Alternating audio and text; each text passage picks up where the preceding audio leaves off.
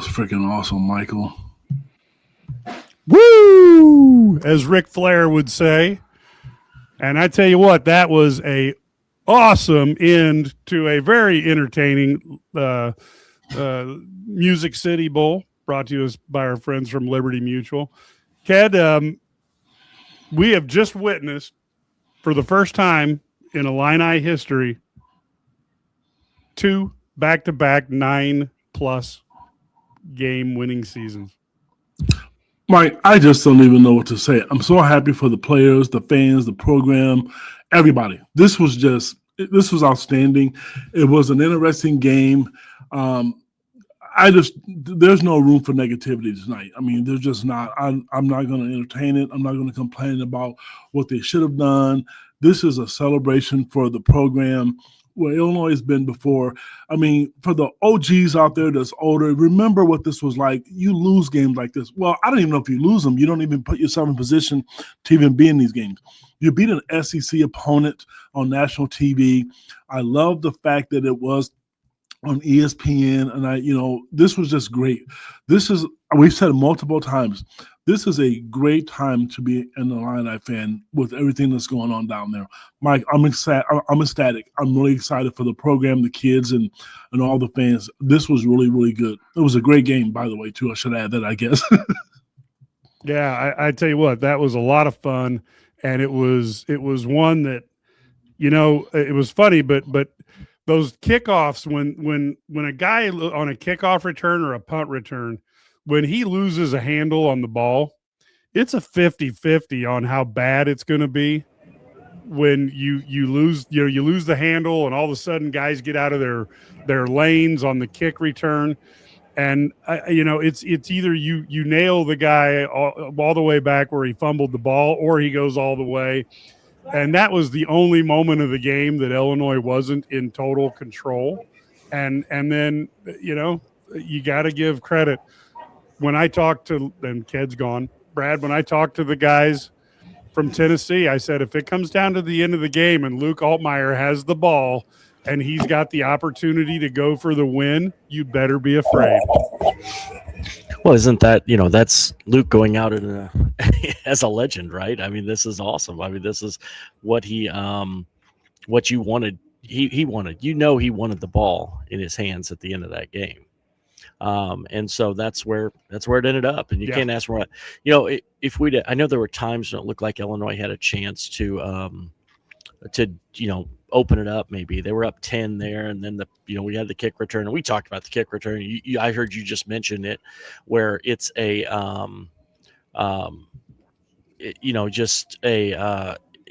it's a fumbled play where everything kind of gets discombobulated, and that's exactly what happened there. And so when that happens, everybody gets out of their lanes and bad things happen. But at the end of the day, how tough is it to see a team that can battle through that stuff? I mean, that's huge. I mean, that just bounce back, and Luke Altmaier goes out an Illini legend. And Brad has taken a drop off. Is one of those nights for the internet. But hold on, we've got Brad back. Sorry. No, I don't know what happened there. Well, excited. Yeah. This is a great night for Luke Altmaier. I mean, this is the way he wanted to go out, right? That's what it was all about. Yeah, Illini legend. I mean, let's face it now. Luke Altmaier went from the Illini transfer quarterback that everybody thought, gosh darn, we didn't get Hudson Card, to, oh my gosh, he's an Illini legend now. I mean, what an incredible way to close out the career. And it's so typical of what Luke Altmaier does as a guy. It's just outstanding to see. Ked, you had some thoughts? The game plan was great. You know what? I tell you what, if you give him talent in 2 weeks to prepare in a bowl game, I mean, look what he did last year against South Carolina. Look what he did today. The offense was great. I mean, I said I wasn't going to say anything negative, and this isn't negative. But if there was out of a whole game, if there was one play I would like to see taken back, was the 3rd and 9 call. They tried to run the ball up the middle late, and they ended up getting a field goal. Other than that, I thought everything was great. And defensively, you held a team that averages 40 points a game. Okay, 40 points a game down to 28. So I think that's great. There's so many good stories out of this, and you know, there are people out there. You can always debate who's the best quarterback, who's not the best quarterback. But let's give this kid credit. He is from the South. He's from Starkville, Mississippi, and we all know the story. We've all, talked about it, wrote about it. Could have went somewhere else. Here's a kid that stayed in the Midwest and stayed loyal to the university. That's kudos to the coaching staff, to the kid. I mean, just because he could have left, and it wasn't just him. I mean, the whole team played great today. But you know what? He's put his name in the record books. He was the player of the game, which was so obviously deserving. I liked when they ran him. They put the ball in his hands for him to win it, not to lose it, and that was just truly amazing. The other quick, you mentioned the defense there. You held them 28, so they scored under 30 points 4 times this season. Right, this was the 4th.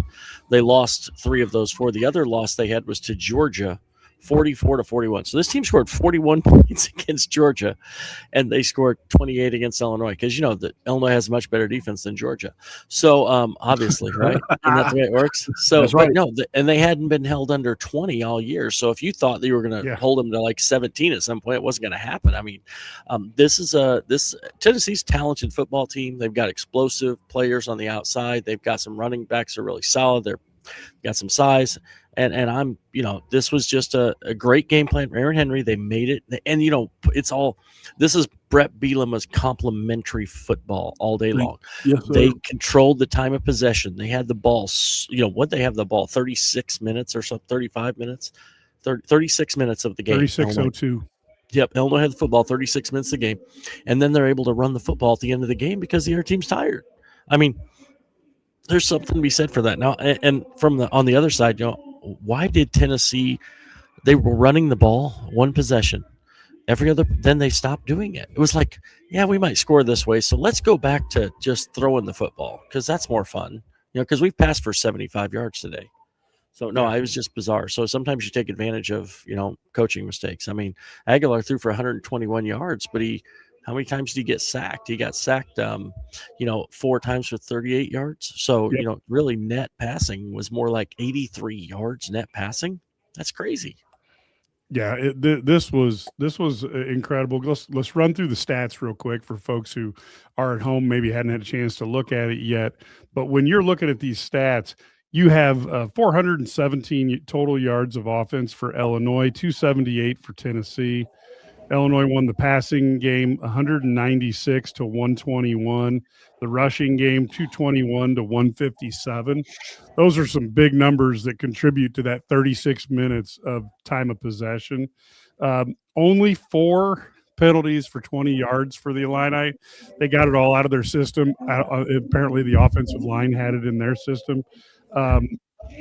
27 first downs to 18, 6 for 13 on third down situations, 1 for 3 on fourth down situations, 73 plays to 55, average yards per play 5.7 to 5.1, per completion 9.8 to 8.6, average rush 5.7 to 4.2. You're looking at Illinois 5 out of 5 in the red zone. You don't go 5 out of 5, you lose this game. 36 minutes of possession to 23:58. 4 sacks to 1, 7 tackles for loss to 5, and Illinois didn't lose a turnover. So, this is a game that Illinois did all of the big stuff. They did all the things that we needed them to do to win. So that is the kind of the wrap up here. The other thing is, what about Aiden Lowry? It was kind of an afterthought at the end of the season, and then all of a sudden is like most valuable rusher at the end here. Luke Altmaier's MVP, by the way, of the bowl game. That's not surprising, but he just got his little award. So, but they're interviewing him now here in the stadium. But anyway, so I also think, how about the you mentioned Lawfrey, but I thought Valentine, Fagan ran well. Jordan Anderson. I mean, they got the running backs great. Yeah. How about this though? You mentioned Lawfrey. He's healthy now. Yes. He's battling injuries all year, and then you get a guy. He's really good at coming and battling. When he's healthy, he's getting those cutbacks, and he's able to break big plays, like get down the field for 10, 15-yard gains, and that's something that he has the speed to do, which is really nice. There's been, it's good to have them back, but I like what they have in the backfield since we're talking about that. They just have a lot of different weapons back there, speed, power. A lot of people are, upset because, Fagan didn't get the ball more, but he had opportunities. And the one thing I'll give him credit for, he blocked really, really well tonight. I mean, that was a knock on him in the past, guys. Don't know if you paid attention to that, but he did a really good job of doing that. So, but when you look at the big picture of what's going on with this team, man, and what the possibilities are, Brett Bielema showed you how to manage a football game. He literally showed you what to do and how to attack things. And, and I know this is so immature on my part, but whatever. It's always good to beat an SEC team, fellas, because the tide is turning. It's not what it used to be. There used to be everybody was afraid of the SEC because they used to dominate the Big Ten. The talent level is not the same as it once was. The talent gap is not what it once was. You look at what Ohio State, Michigan has done, to SEC teams, and if you want to look at what Illinois has done tonight against Tennessee, they were the underdogs coming in. It was a small amount, but it was great. And then also for me, Mike, Brad, you weren't with us, at halftime, but and obviously you didn't get to hear the game, but the love for the SEC was sickening. And so it's probably good that you weren't here because they didn't want, I'm serious. A lot of people were texting. They were thinking, they wanted the team to win, but they wanted to shove it in the ESPN's face. But I get it. I understand. Yeah. I really think in the end, I think Brett Bielema was just a better coach today. And I thought Jason had an interesting comment here, but we said this at home, this giving Luke Altmaier 4 minutes and 58 seconds to engineer a comeback. I don't know that it could have been any better because, Luke still might have killed him if they only gave him 30 seconds. He's good. You give him 450, 458. I thought that was a key. And the funny thing is when you look at it, as an NFL coach, how do you not give Luke a chance? Because the guy, he reminds me a little bit. Remember what Buddy Ryan said, about Chris Carter? All he does is catch touchdown passes. Well, all Luke does is win games at the end of the game. He may not have the strongest arm. He may not be 6'6", all these buts, but he wins. He does. Like at the end of the day, that's what matters.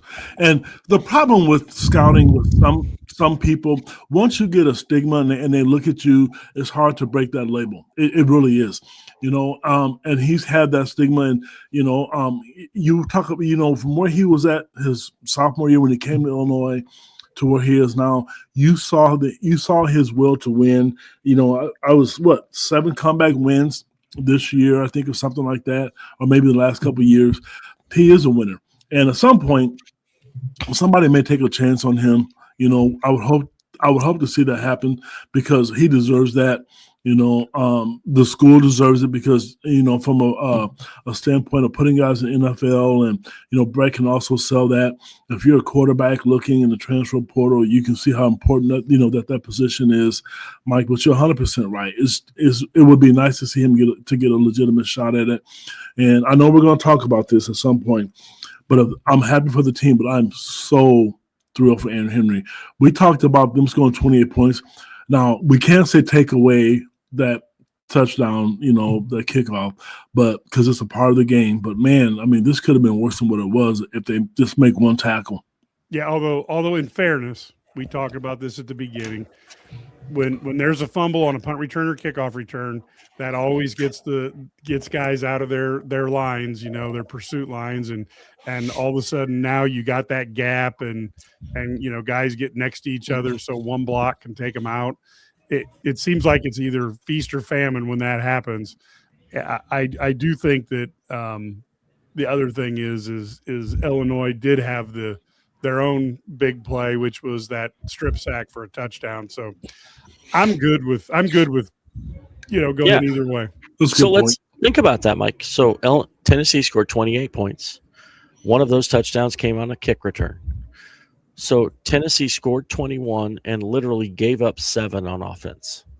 The only defense was a -14 when they were on the field. They really only gave up 14 points when you consider they scored 7. I know it doesn't work like that, but I'm just, and I still have people like, there are still people out there, bashing this and bashing that of Theron Henry, but you got to give the guy credit. They had a great game plan. They executed for the most part. Did they miss some tackles on a couple of those drives where they opened up plays? Certainly. I thought, and are they still just immeasurably awful on 3rd and long? If 3rd and 4, they're better than 3rd and 15. But at the end of the day, they did a great job of their game plan, and that's what you're looking for. And they gave them a chance to win the game. Brad, kid, put a seatbelt on. I know what you're going to say. I guarantee it. St. Dominic's Rosary is positive. I don't know what to do, but I'm you know what? Around to see if anything's fallen on me here. No, look. I've said time and time again, I didn't think Coach B was a great hire when they hired him, and I've said time and time again, I was dead wrong.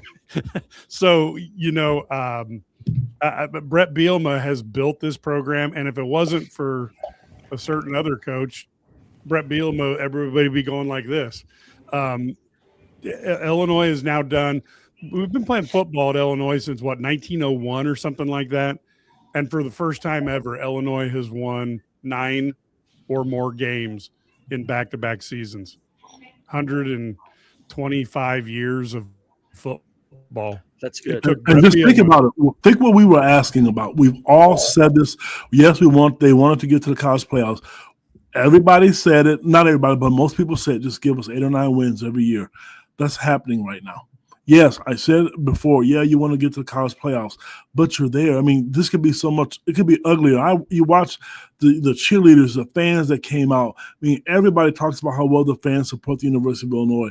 And I'm going to tell you, they're going to come out again and support this team next year. You just have to win and be competitive, and they're doing that. And I will say this, the Big Ten is going to be tougher again. Everybody wants to win. Everybody's hiring great coaches. Everybody wants to get the best players, and you better have something different to sell than everybody else. And the one thing that Illinois can sell, Brett Bielema wins. That's it. You will be developed as a player.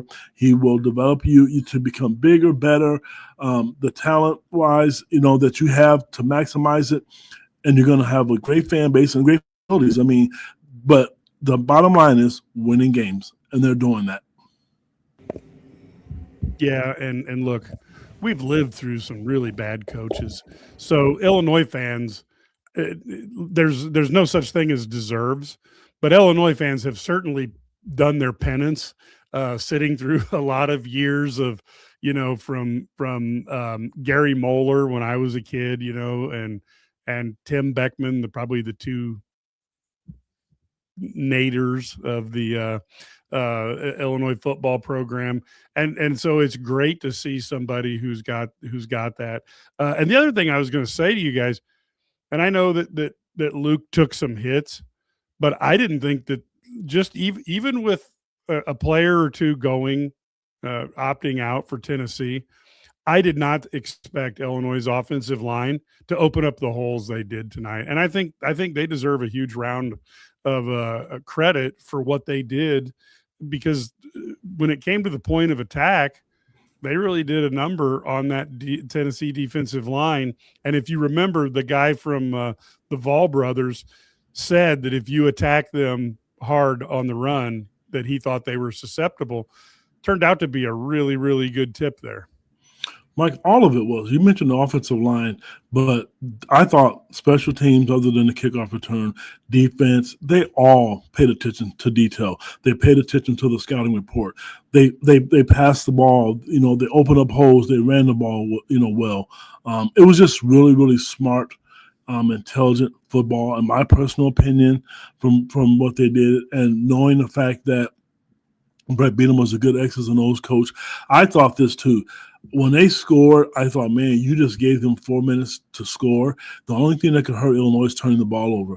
I know they were going to get the ball down the field. I'm sure you guys are probably confident, but typical things usually happen to Illinois. But I know how good they are, and I've said that multiple times.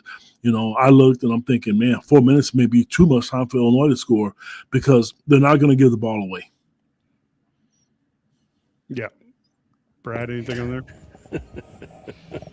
No, I just saw it. Got a message. Tennessee. Never mind. I'm not gonna say it. But anyway, so no, this was. I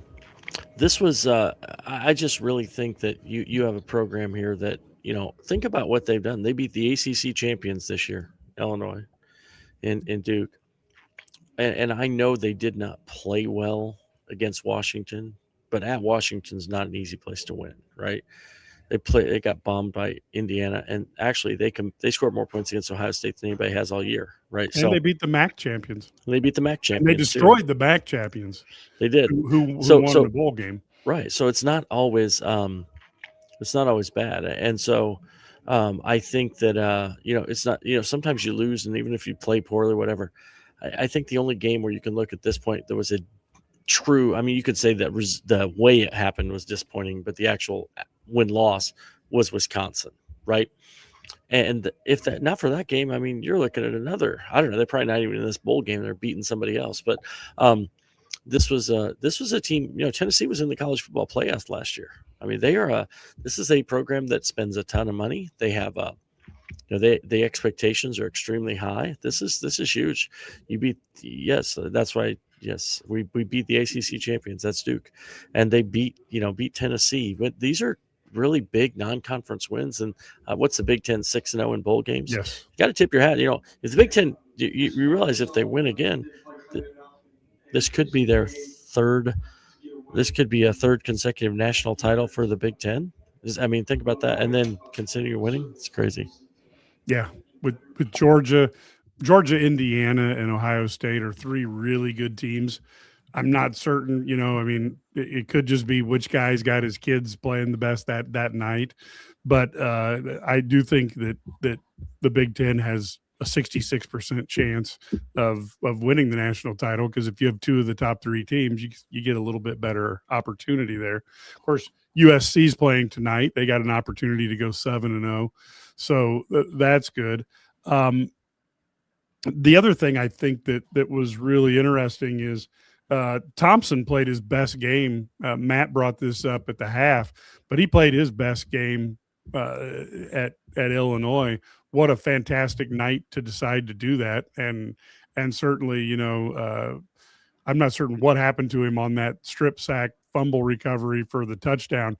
For a second, I thought he just landed on the ball wrong, and could have been really wrong. Couldn't tell exactly where he fell. I felt for him as a fan. So anyway, it is to me, this is really the culmination of what Brett Bielema does. And now the world is changing because they've got $15 million to spend this year. So as soon as, now Brett and Josh and company have to figure out, I'm talking about, it depends on how much you take from other people. Yes. But to me, it seems like, if they get to 25, you're going to see an Illinois team that's going to be fun to watch. And when you look at what Illinois has done versus the past, how can you not take a serious look at Brett Bielema and joining this organization? You guys are getting into the NFL. The team is outperforming their historical norms. And the kids don't transfer away as often as other schools because they seem to actually enjoy themselves. I think that's spot on. I think they don't leave because they're, they realize that they're, Brett really teaches family. He preaches that and talks about how he takes care of these guys, and I think that's a huge part of this culture of this program. The culture is fantastic.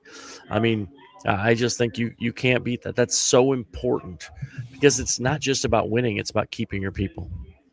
Yep. Ked, you talk to families and players all the time. What do you hear about this family? With the ILL in the middle. Mike, I'm glad you asked. Do you know I've had so many recruits say to me, a lot of schools preach it, but at Illinois is different because they live it. You can see it when the kids get on the field. They're excited. They're excited to know what Illinois football is about. They can feel it with the players, the recruits that are on campus, the ones that who are being potential recruits, So and it's not fake, and this because I've talked to a number of different kids in different classes, different position players. Doesn't matter if they're from Chicago or Florida. You can really, really tell that they like it and that they're happy. There's a kid, I'll just be honest with you, his name is Cole Rusk. He's from Rock Island, the Quad Cities where I'm at. And I'm going to tell you, one of his dream is to play there. And, I've talked to him about it a number of times, and he was like, kid, it's true, man. It's different. Everybody gets along. I mean, the world we live in and people are so different and, there's no cliques with this team. It's easy to eat dinner with somebody else that you don't know. It's different. And that environment, along with winning, cures a lot of those things. And so to me, that's what's going to have to happen. They're going to have to go out and they're going to have to continue to recruit, which we know they're going to. And I want to make mention of this. Illinois has a football commitment in the class of 2027.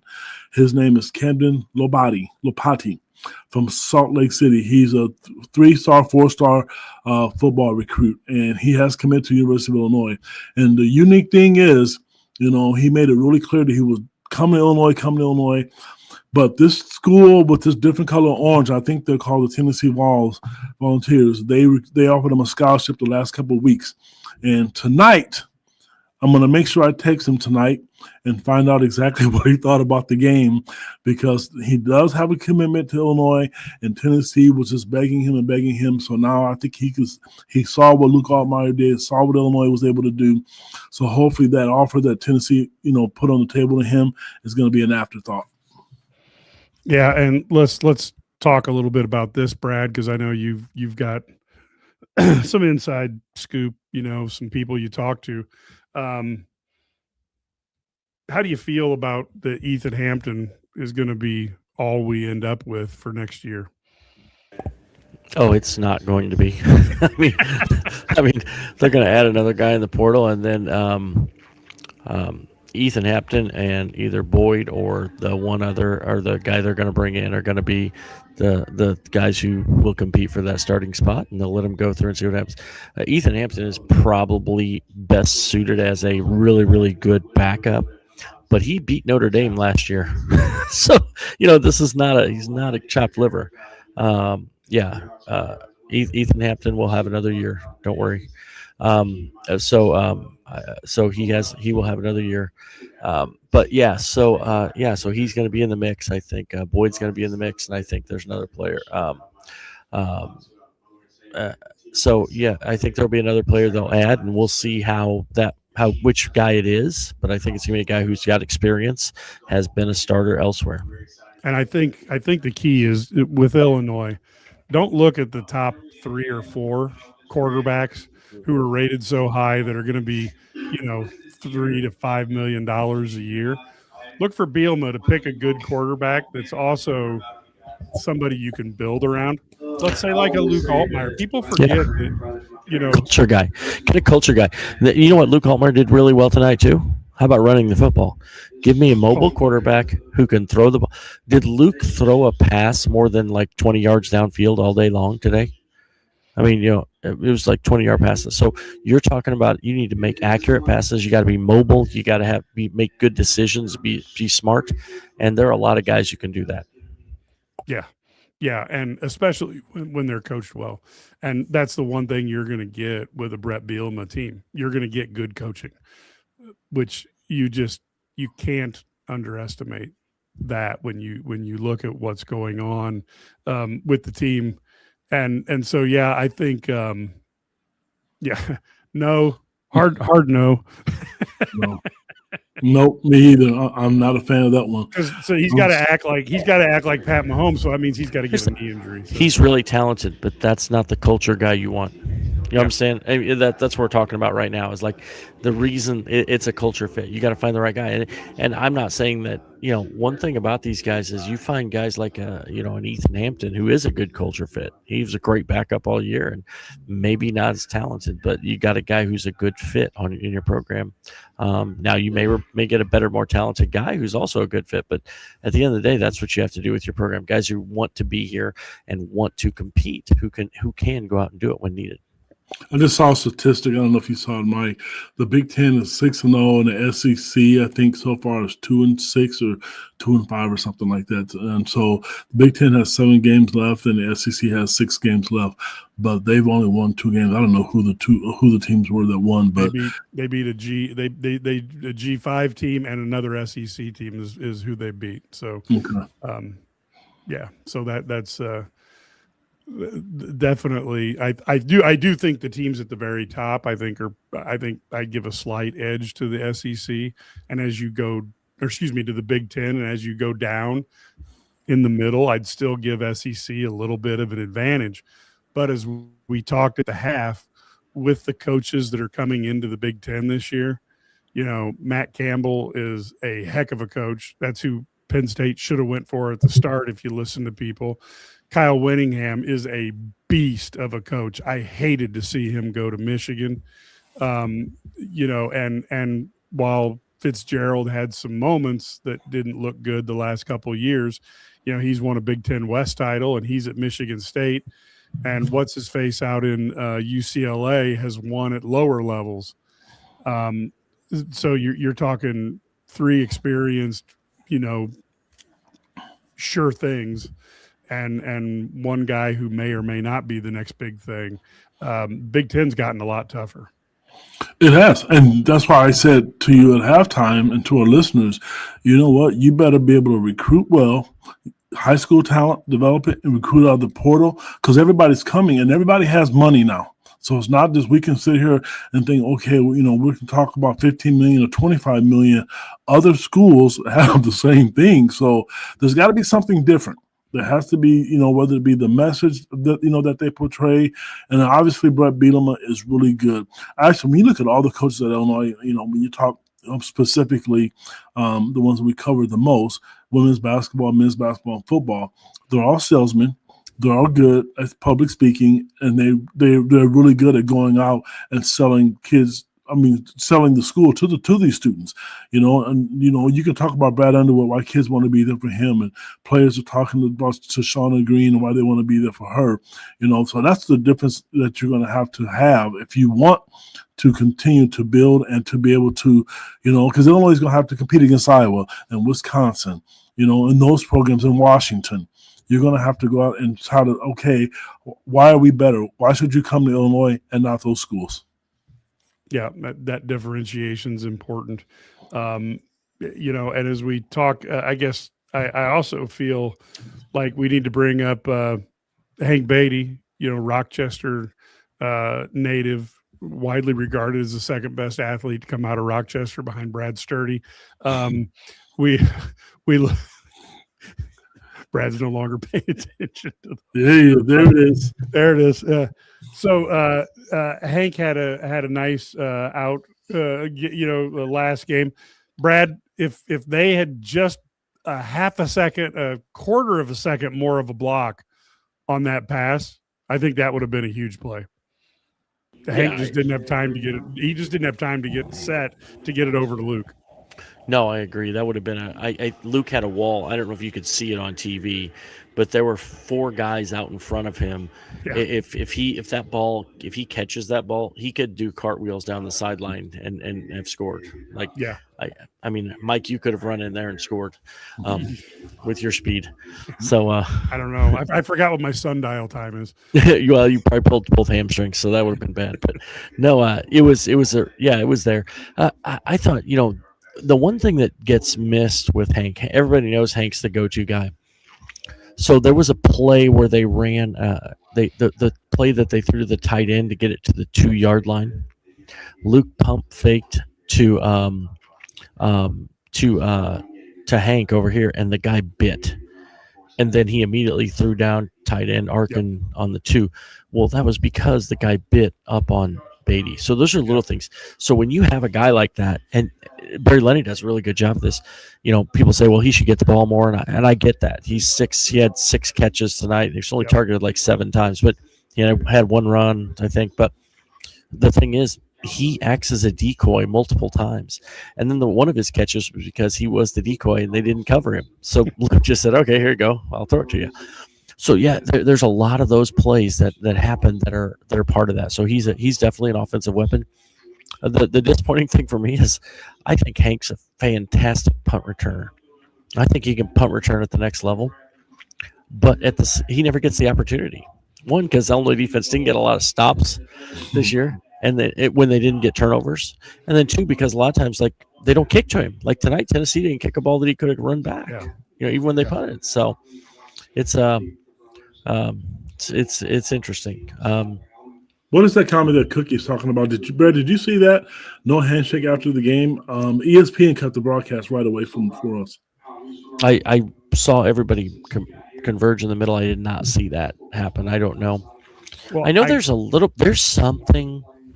I know. I think Bielema made the comment. I'm not sure what it was referring to. That kind of after the game. I know, but that was interesting. But I don't know. I think there is some animosity there a little bit. Like I don't know whether it is. I mean, I think Brett has a tendency to rub his opponents the wrong way a little bit.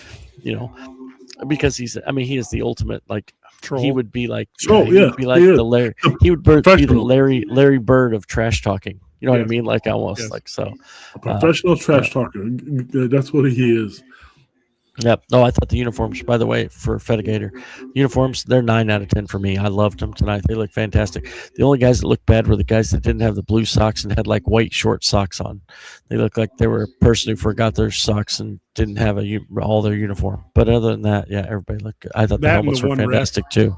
The one ref who got in the way was it's like, how about that?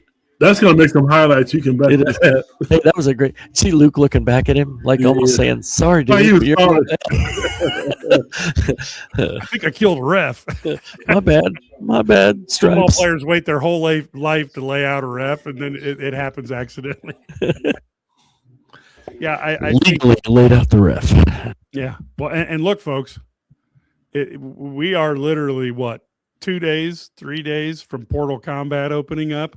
What a great way for Brett Bielema to position the Illini football program for the transfer portal than to have a game like this. Basically it's a road game against Tennessee.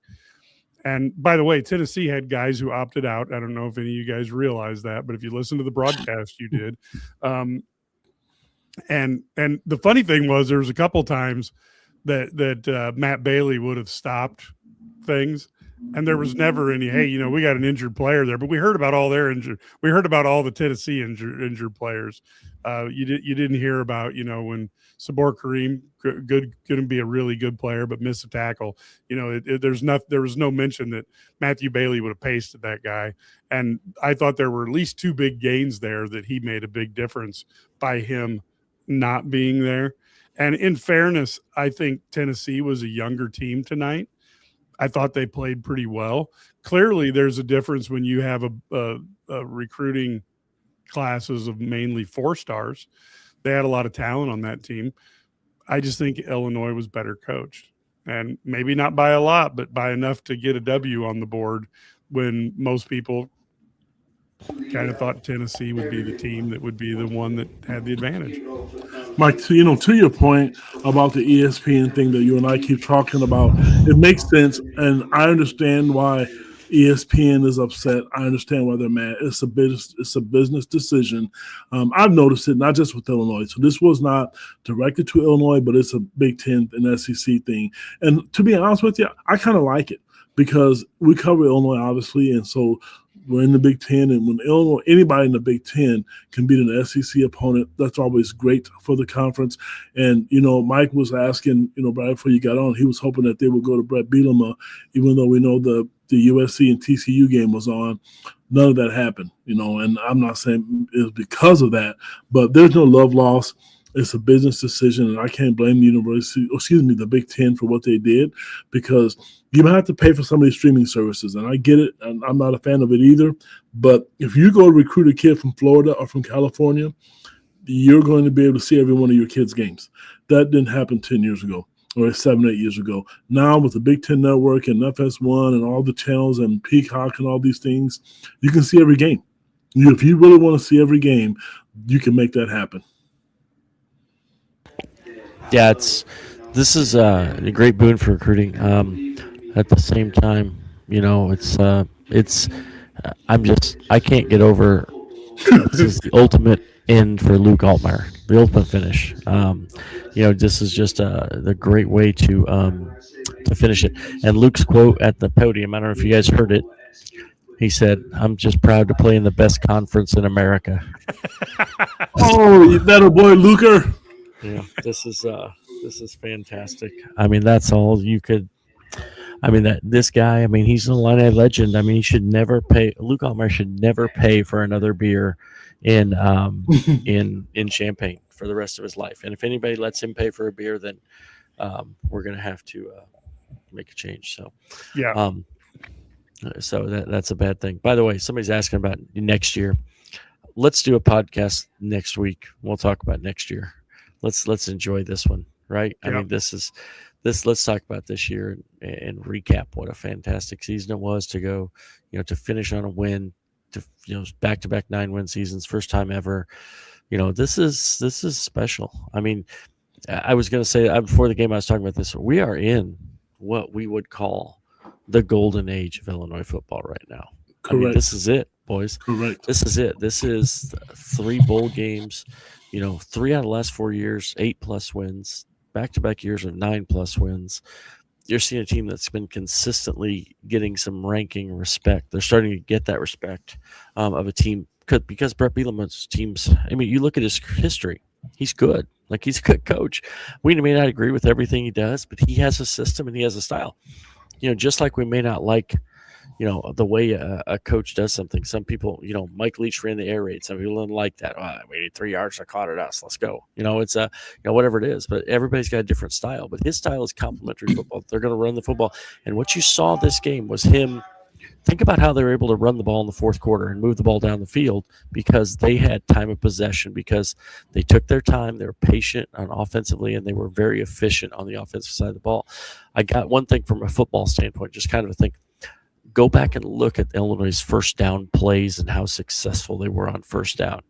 That's why you get off the field. If not for those 4 false starts in the first 10 minutes, I mean, they're going 1st and 15, and they wouldn't have scored more. So I'm just, we need to enjoy what we have right now. Enjoy what you have right now, and I'm just ecstatic for Luke Altmaier, for Brett Bielema, and a lot of people are talking about the Tennessee opt-out players. I keep saying, well, Tennessee had this. The Big Ten sack leader opted out. Illinois' starting left tackle, who's a first 3-round pick, opted out. By the way, how about Napick? He didn't have any of the. He isn't the guy who had any of those false start penalties. No, he did a fantastic job. To avoid doing it. Yeah, I mean, somebody had, and then he also did a fantastic job blocking today. I mean, like we said, Luke had a good thing. So this was huge, and so you're starting to see Matt Bailey, who's leading tackler, doesn't play. So a lot of people didn't play for Illinois too. So this is not just that Illinois went out and they got the job done. Was it Mike? Brad, that's one of the things that Mike mentioned. The ESPN refused to mention those statistics that you just gave. They didn't want to mention that part of it. And it's time to give Brett Bielema some credit as well. When he first got to Illinois, he was a 70% run pass team. Mike and I used to get on the podcast, more or less me, not so much Mike. I was frustrated with that. He's evolved. The game has changed from what it was like when he was at Wisconsin, when you just ran Ron Dane, for 1,000 yards a game. Illinois is passing the football now. If you look at Illinois now, this is not the same type of quote-unquote offense that Brett Bielema was used to running. Maybe it's because Barry Lunny Jr. is a great offensive coordinator and he's convinced him to do something different, and when you look at the whole big picture, at the end of the day, when you win, when you lose, it's the coach's fault. Everybody wants to blame a coach, but when you win, you need to give them credit. Chris McIntosh and a couple other people here made the comment about giving Coach B his credit and Luke Altmaier. I mean, I don't know, and I know somebody's going to give us the statistic. The last time Illinois had a quarterback to play 3 straight years, I don't know. Was it Nathan Schillhouse? Was that who it was? Did he start 3 straight years? I mean, that's been years ago. So it tells you what Luke Altmaier was to the program, and hearing him say that, Brad, he's thankful to play in the best conference in college football. There's probably some sarcasm, but there's truth to it. The Big Ten is back. It's there. Well, and look, it's really interesting to see that evolution, even to the point where look at this. I mean, Bielema trusted Olano enough to give him kind of a magic moment as well. He's had a couple moments this year, which to his credit, he has cashed in on. But boy, Bielema's done a heck of a job setting him up for when he decides to go to the NFL, because he's had several game-winning kicks that again, to be a great kicker, you have to make those kicks, but you also have to be in the position to get them. Oh, for sure. It's funny. I'm listening to actually Altmaier talk right now. It's interesting, when you you have to take advantage of the opportunities you get, and that's what you did. You know what I mean? Like David Olano, I was watching him. So pregame, this wind was tough too. You saw the Tennessee kicker miss. This wind was a tough wind, but Olano drilled that right down the middle. They set him up right in the middle too. But he was trying from I think it was 45, going that same direction, and he duck hooked the first one because in warm-ups, and he went back and did it again. He drilled it, and he got there, but it was only about 49, 50 yards tops.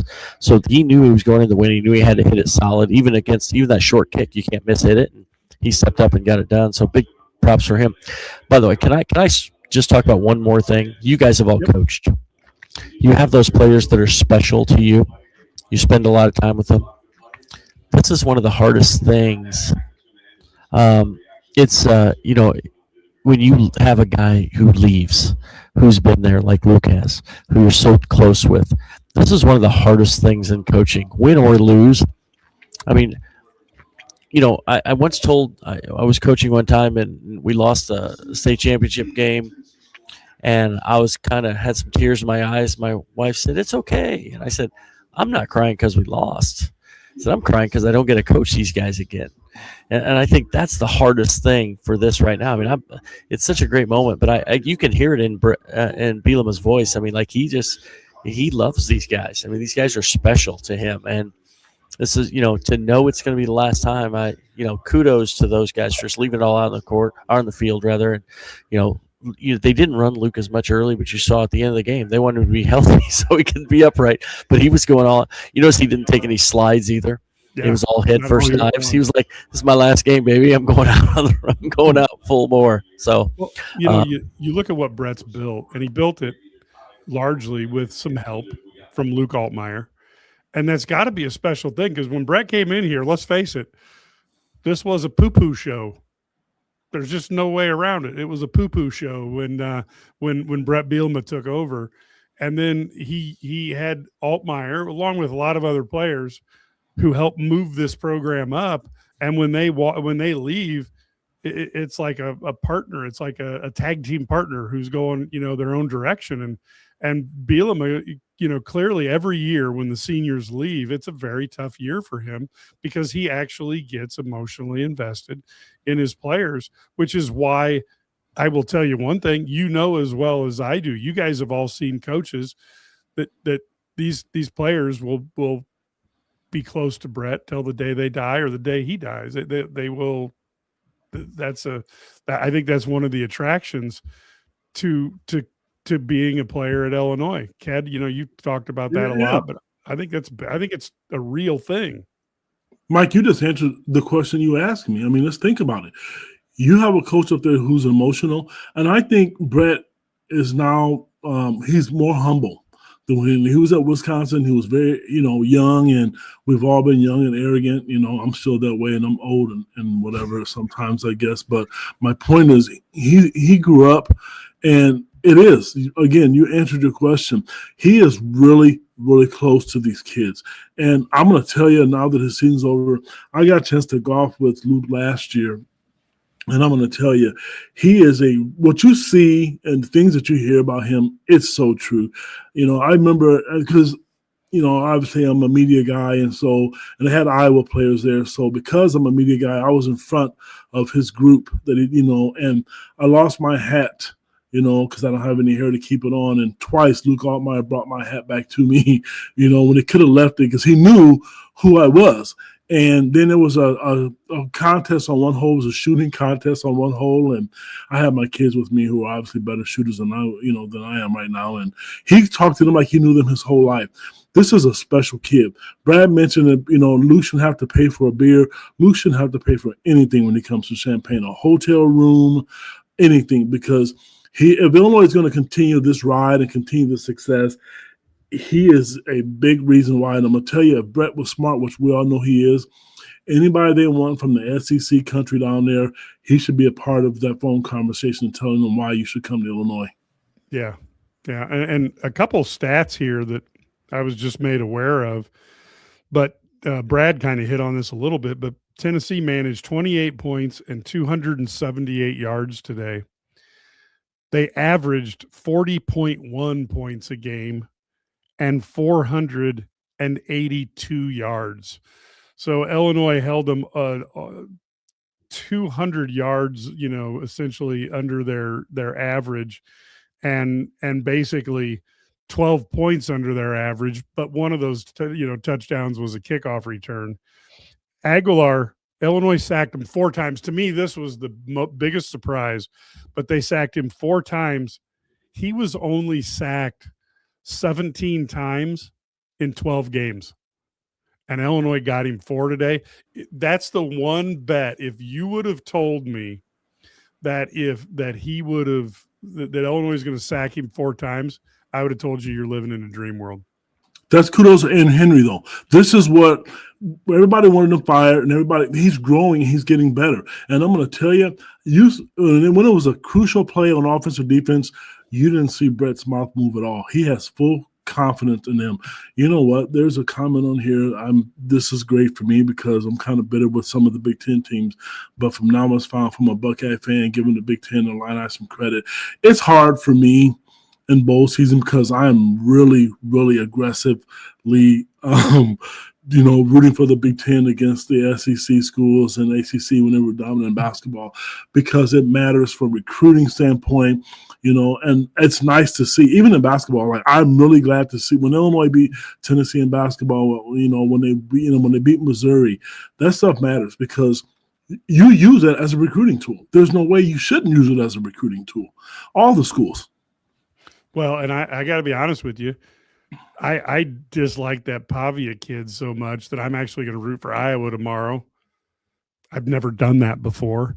And then the only team I refuse to root for is Michigan. But I do love Kyle Whittingham now. But Michigan, I'm sorry, when these fans, when you got a guy who's figured out a way that your team understands what play's coming at him, and your record is so good when he's there and so bad when he leaves and before he was there, and yet they try to act like this is no big deal that everybody does it that way. So I'm on an anti-Michigan thing. I can't help it. I'm like a 2-year-old. But well, we may all have that team. For me, I would root for every team in the Big Ten at this point. The only team, and I have no problem rooting for Iowa. And I know the people in the Quad Cities who listen to our show are probably driving off the road or thinking, what the hell am I thinking?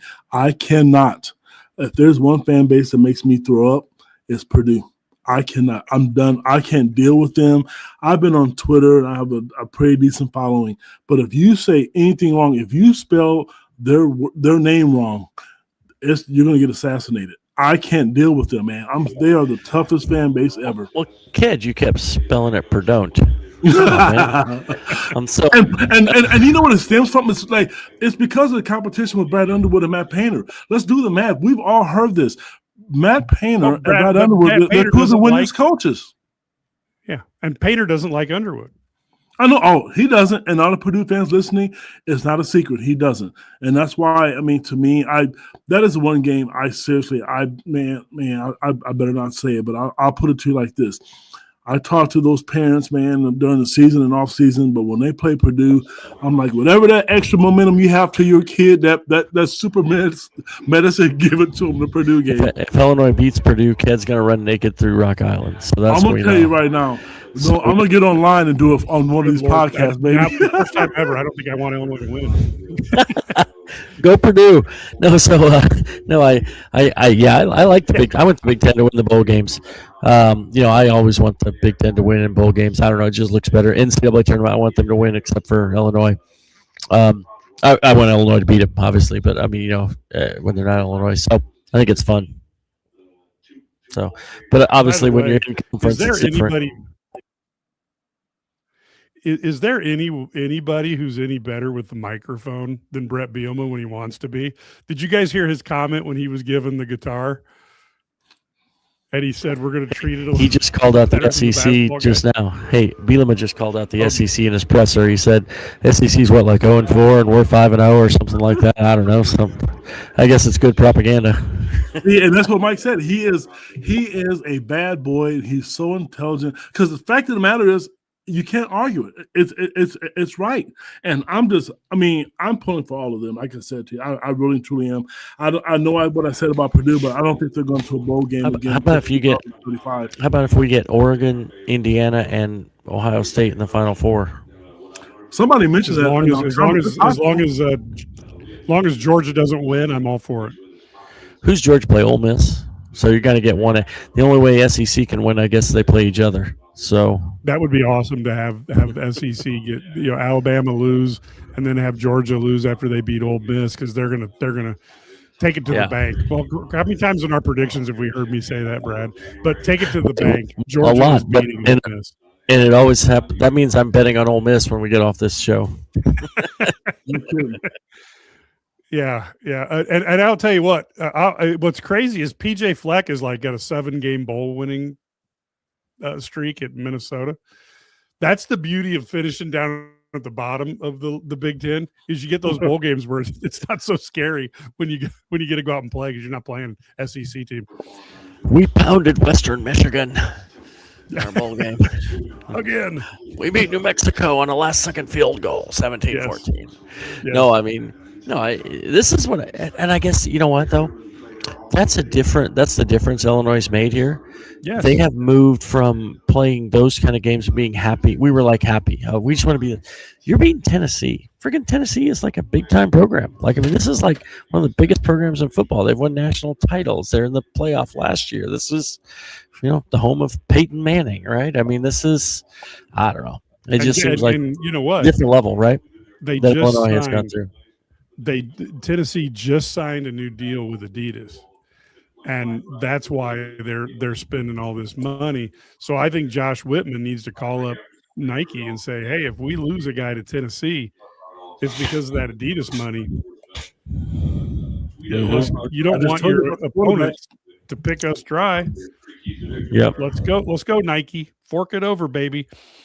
But that's always yeah, you know what? I did not see how many games Northwestern has won. So some things I just can't do. That's it, Taterhead.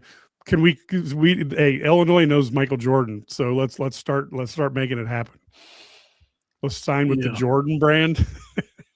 And there we go. And Bill Murray. Even though he sold to UConn a little bit, but they do know him too. We need some of that money. They need some of that Indiana Hoosier money. Ellison, Robert Johnson, Shad Khan, a lot of options. Mark Andreessen. Yeah, I mean, and the fun thing about getting the billionaires involved is none of these guys loses in life. So when they put the money down, they put down enough to win. So it will be fun when who's got the biggest patron saint or the most patron saints. And Illinois can compete with just about anybody, until you get to just a few schools when it comes to that. So that's because there's about 6 schools that they sell their kids to get money for the football program. Yeah. Whatever they can do, right? I'm going to mortgage my house so we can get that quarterback. So, yeah. So we need both Larrys. So that's Larry Ellison and Larry Smith, Illini guy. Well, make sure we tell him that. Yeah. Larry will be very happy about that. Northwestern has won 6 consecutive bowl games. Well, Taterhead, if you thought that was going to make me feel better, it doesn't. I'm just happy Illinois has won 2, and maybe we'll rip off a good 10 or 15 bowl stretch or a postseason stretch. It'll include a national title run. Mark Andreessen, if you want to donate, please give me a call. I'll be the middleman. I'll facilitate it for you. But yeah, we need that. Are they done with the press conference there, Brad? Just finished. Yeah. Just finished. Okay. So we got a couple minutes. I'm going to let's try to tread water. And then when Matt gets on, you guys can jump off.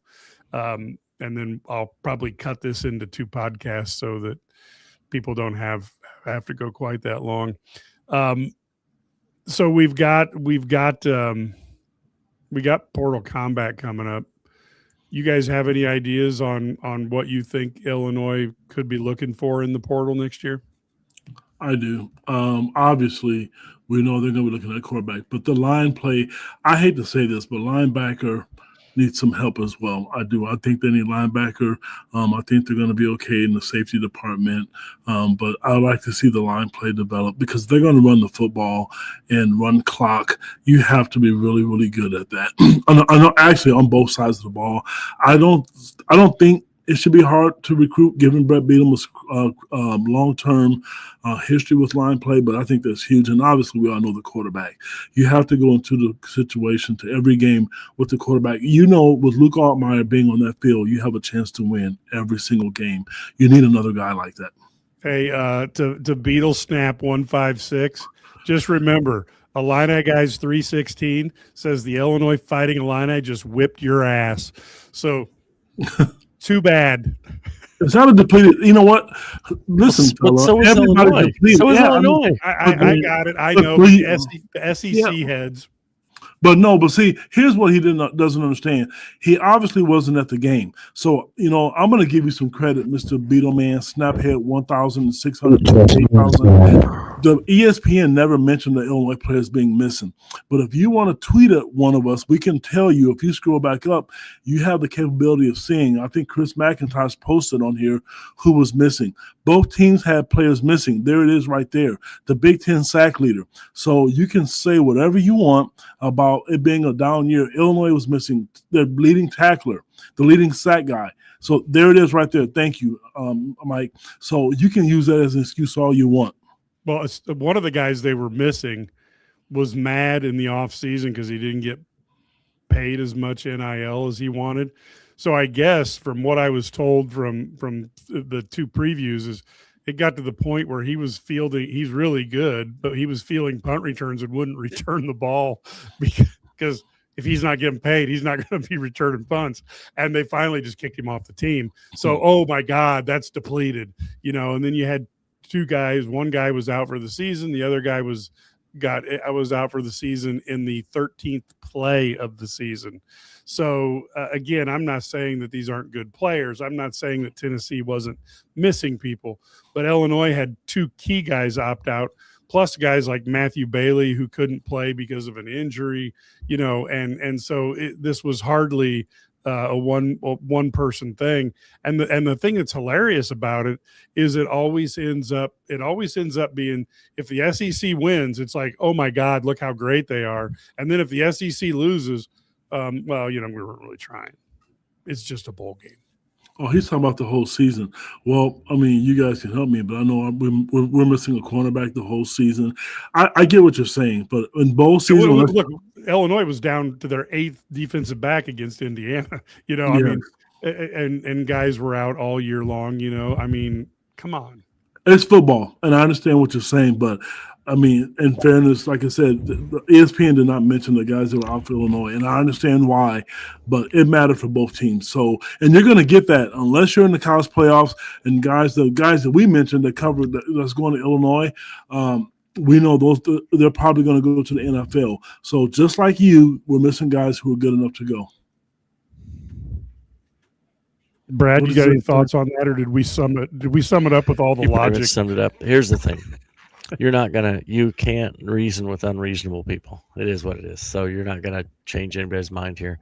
If they were like if they're an SEC head, they're just gonna believe that it just means more. So it is what it is. Yeah, and look, the bottom line is Tennessee's a good team, and they should be. To be honest with you, they should be a better team than Illinois because they have classes between 8 and 20 every year, and Illinois has classes between 35 and 48. How is Brett Bielema managing to win these games over teams like South Carolina and Tennessee that supposedly have such better players? Our talent, going out recruiting kids that other people don't, and developing players. He has a good system. We're not sitting here saying that he's the best coach in college football, but from where Illinois has been and where they are right now, I think the fans are happy with him, with what he's done to the program. He's good with the media. He's great with the kids, and they're winning. I mean, I'm going to be truthful with you, and I don't know how long, you've been listening, Beetle Snap, but Illinois wouldn't have had a chance to even consider playing against a Tennessee team to begin with, because it never happened. They were always playing junior high teams if they were able to get 6 wins, and lucky enough to go to a bowl game. Now they're competing against South Carolina, winning 10 games in 9 games, and so that's where we are. And Illinois fans are surely aware this is a long, long process, but they're on the right track. Yep. And Roll Tide will be interesting. I think that is the most fascinating matchup of the weekend. Will Indiana be able to put a beating on Alabama? Because if Indiana doesn't play well, Alabama has the talent to rise up and beat anybody. So to me, I don't know about you, Brad, but this weekend's matchups, I think Indiana-Alabama is the one that I'm the most excited about. Because people have the Alabama history, and they don't. When you see Indiana, no matter what they're doing, people still don't believe the hype with them. I agree, and that's what Signetti, right? Signetti's going to be pumping his guys up on they don't respect us. Hey, I just saw a statistic on ESPN there. Tennessee's lost to. This was the first time they lost to an unranked team all season. Yeah, because they all start being ranked. They didn't beat a Power 4 team with a winning record. Who they think they are, Missouri? Yeah, I think the I'll see if I can, because then we'll kind of wrap up.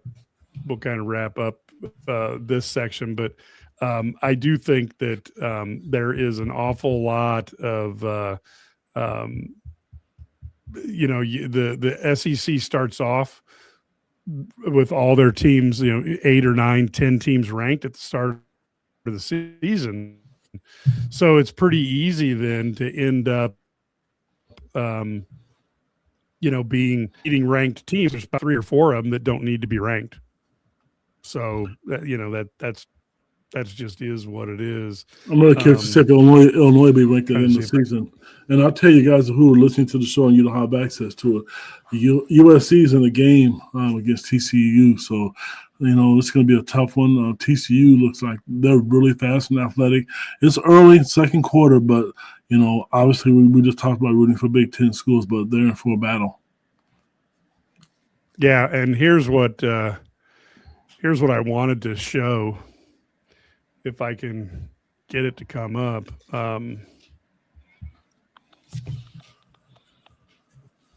Right here, when you take a look at this image, this kind of illustrates, when you take a look at LSU versus Minnesota over the last 4 years, LSU and Minnesota almost the same record.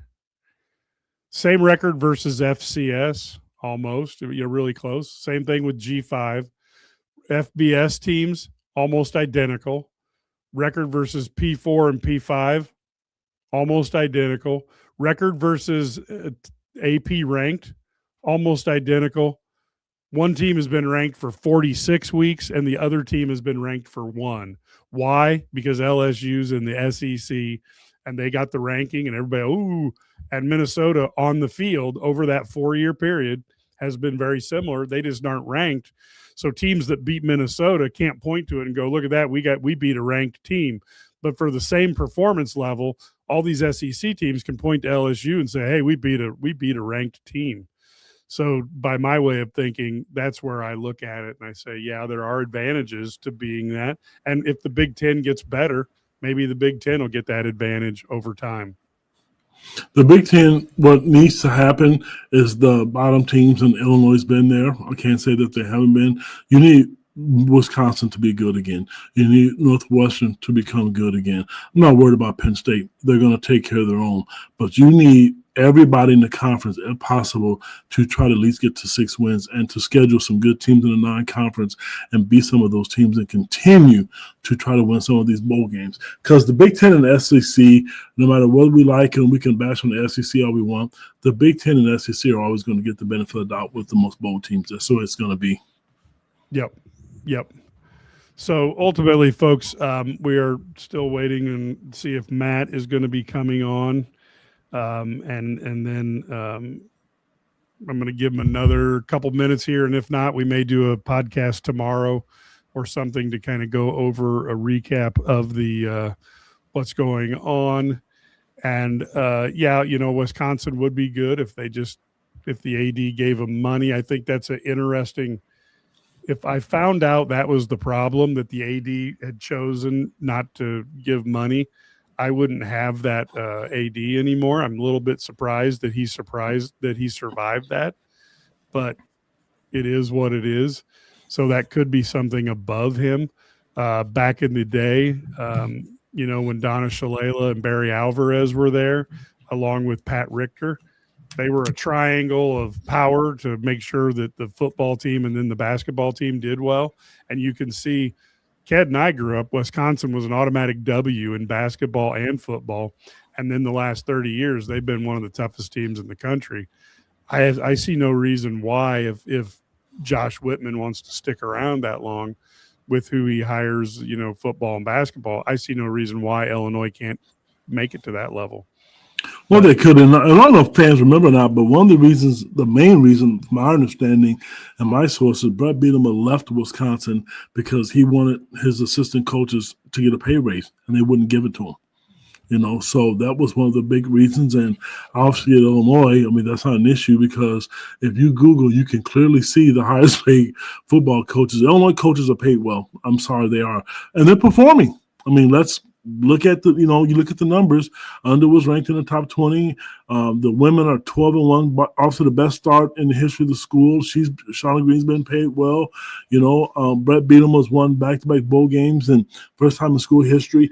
I just don't want people to forget about this. And you see a basketball game Saturday when Illinois plays Penn State in men's basketball to forget about this football season. The young people out there, you should really relish this because we remember the days of you win 6 games one season, the next 7 or 8 you might win 2 or 3. And it was. This is probably one of the most embarrassing things I remember growing up. Was Memorial Stadium used to hold over 70,000 people. I don't know if people realize that. Well over 70,000 people, and it was so bad to where, Mike, I don't know if you remember this or some of the other older people, they started putting blue tarps on the first 4, 5 to 10 rows to try to hide the lack of fan support that was there. Now that's no longer an issue because fans are coming to the game. But that tells you how bad the football program has been because now the stadium only holds 60-something thousand. And I wish they could get it back to 70,000 because I think that's a huge advantage. But my point is that's how bad Illinois football has been. Yeah, and, we'll see. There have been some teams losing at the bottom of the top 25. Will Illinois move into the top 25 or even inside of the top 20? It'll depend a little bit on the results as they come in. but I think we will be in a position where Illinois has an opportunity to break that top 25. It'd be great to get in there. And so that's one of the key, factors. Again, you want to sell this. It would be really nice to get a bowl win, beat an SEC team, have 2 9-win seasons in a row, another top 25 ranking, and then go out into the marketplace. I would tell kids, again, the money is important. We know that. I'd also tell them their ability to be coached and developed so they can make it in the NFL is important. This team is good at that. And enjoying what you're doing in life. We're all old folks. We know what it's like to have a job that you don't like, but you go to every day because they pay you. God, I'd hate to see a kid at 18 or 19 in that same situation when you could go to a place and enjoy it where the coaches are fun to play for and have to manage people. Now, I just found out Matt is on his way back, so we'll hang here for a couple more minutes, and then we'll bring Matt in. And I appreciate folks hanging on. Matt will give us an idea of what happened at the presser. Brad had to leave because he had to get he's got a flight out of Nashville at 5 tomorrow morning, and it's already 10:16, and he's still got to get out of the stadium and back to his hotel. Brad, of course, flying on the Illini guys Concorde jet, so he's got to be back at an early time. So that is why he had to bug out of there. I think he got the text from his wife saying you need to go. When it comes down to there's some interesting comments here, real quick. Brett left because he wanted better assistant coach pay. Yeah, and I said that. Yep. Yep, and Signetti, ironically, part of his big deal, he didn't just take care of himself, but he got, I think he has to have a top 5 assistant coach pool. So he has to look at the hiring of Chip Kelly and the hiring of Knowles, who's coming down to Tennessee to be the defensive coordinator after being at Ohio State and Penn State. And he's got to look going, hey, man, they're spending money, which means I'm spending money. So that's got to be a great feeling for Signetti, knowing that, he can go out and get the best. And it's until there's some rules in place that are legally defensible, it's going to be a dog eat dog world. And if you don't have cash flow, you're wearing milk bone underwear. So that's going to be something that is a challenge. Well, I like Brandon Lampe's comments. I said that as well. When you ask what moving to next year, spend the money in the trenches and get linebacker help. Obviously a quarterback, but that is huge. The more and more you watch Brett Bielema coach football, those things that Brandon just mentioned are really, really important to the long-term success of the Illinois football program. Kudos to the guys from Wisconsin that transferred over as well, believing in Coach Bielema to have a chance to win and to play in a bowl game of this magnitude. It was great to see them get that done. Yep, and now we got Matt on. Ked is going to drop out. Matt, we had people who were hanging on here, Sure. Geez, almost 4,000 people plus. Give us your assessment of what did you hear at the press conference? Anything there that would catch people's eye or ear? I heard Brett threw down on the SEC, so that's awesome. He called it propaganda, which was that the Big Ten's now 5-0, and I think he said the SEC is somewhere he said 5-0, but he was like, we're undefeated, and I think the SEC is 1-4 or something. 2-4. They beat a G5 school and another SEC school. Well, he forgot that he actually did beat Tennessee in Neyland 10 years ago. Brett had his numbers off by a little bit, but he did know that Illinois was 13-4 now in 1-score games, in his era. He nailed that one on the dot. But yeah, he called it propaganda, but he says sometimes propaganda is good propaganda. And I think you guys, if you watched the press conference from yesterday, when he talked about, we went to 3 straight bowl games and then I didn't go to one and that wasn't good enough. And so they let me go of the school in that league. I think he really gets a kick out of beating the SEC. He's now 2-0 at Illinois against the SEC. And so I do think that, this mattered to him. And then I do think that he sat there pretty damn satisfied that the plan that they created for over the last 2 weeks to beat a pretty good Tennessee team came to fruition. They wanted to control the game. They wanted to control the clock. They didn't want to give Tennessee a whole lot of possessions. They wanted to shorten the game. Like Heupel kept talking about that. They just shortened the game, and we didn't have a chance to really get a lot of chances offensively. And then offensively, short of a 96-yard kickoff return, I think everything in all three phases really worked out.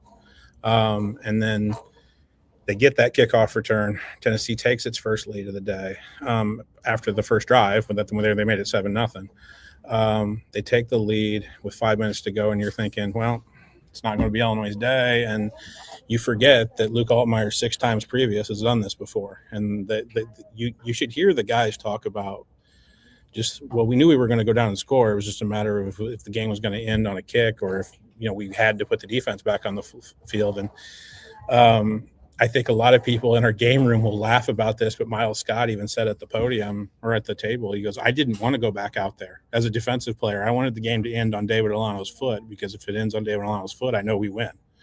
And so there's just an enormous amount of confidence. And Mike, I go back to like when, Brett Bielema was hired and then you hired me on this beat.